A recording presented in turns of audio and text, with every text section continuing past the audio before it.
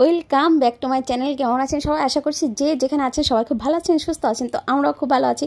তো এই যে আর একটা নতুন একটা ভিডিও নিয়ে চলে এসেছি, যদিও একটা না একদমই নতুন না ভিডিওটা, কিন্তু এই ভিডিওটা আমার বেশ কয়েক মাস আগের ভিডিও। তো যাই হোক, আজকে কিন্তু আমি মডেল কন্যা। তো যাই হোক, আজকে আমি মডেল সাজছি। এই যে আমাদের মেকআপ আর্টিস্ট, আমার পার্সোনাল মেকআপ আর্টিস্ট। তো অবশ্যই পরিচয় করিয়ে দেব। হয়তো অনেকেই জানেন যে এই যে কে আমাকে সাজাচ্ছে। তো যাই হোক, সেও এক সুন্দরী, অবশ্যই সে সুন্দরী। তো যাই হোক, আমি তার আজকে মডেল। সে আমাকে বললো তুমি আজকে আমার মডেল হবে, তো আজকে তোমাকে আমি সাজাবো, আমাকে কিছু টাইম দাও। তো ঠিক আছে, কোনো ব্যাপার না। তো আমরাও রেডি পুরোপুরি, আর আমি তো সাজুগুজু করার জন্য রেডি সবসময়, আমি আমার মেয়ে।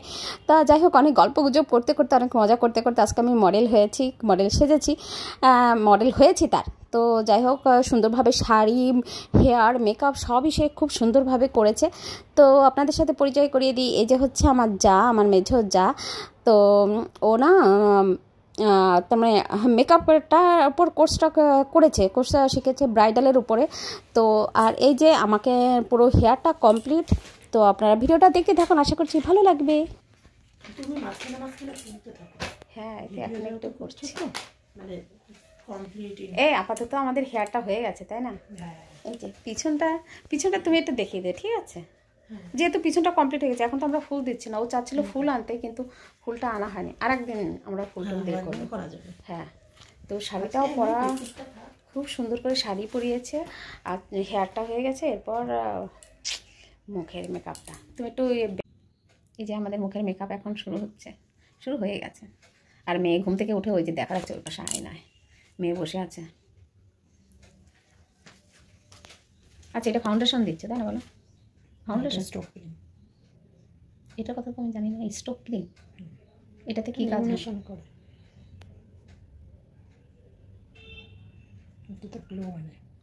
আমি জানি প্রাইমার, ফাউন্ডেশন, কনসিলার। এটা মানে আপডেট প্রসেসে চলে।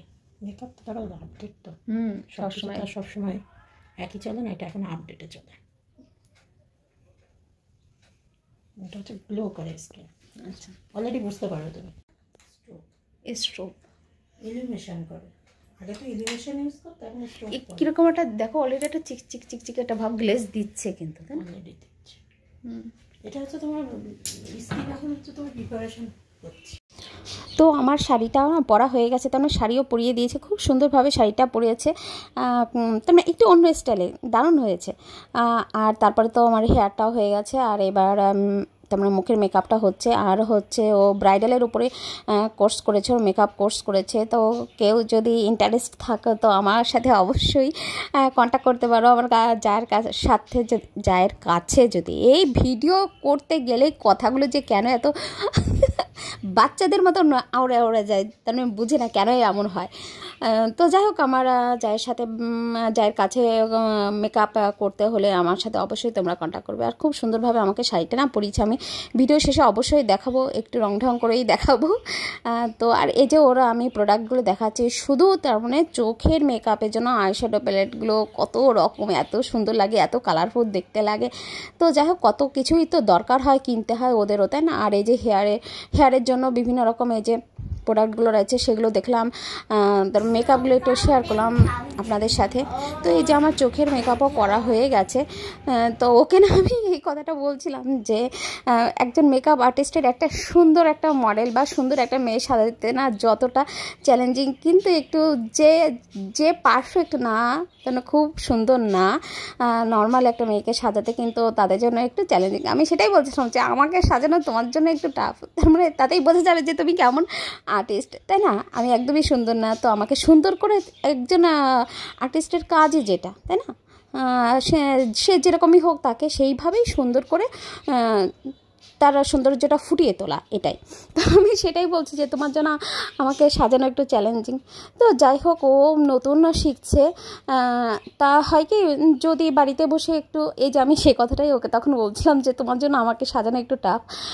তো যাই হোক, বাড়িতে যদি যত বেশি যে কোনো কাজ যত বেশি সে প্র্যাকটিস করবে, সেটা সে আরও বেশি দক্ষ হয়ে উঠবে। তো সেটাই ও আমাকে সাজাচ্ছে একটু, যাতে ওর একটু প্র্যাকটিসও হয়। পিছনে চুল বাঁধাটা দেখাতে পারছি না, দেখি ও আসুক তারপরে দেখাবে।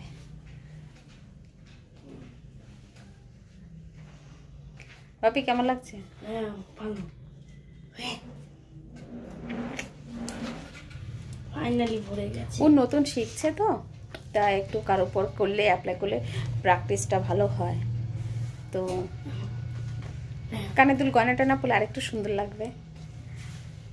দেখো কি বা এই দেখো রেইনবো।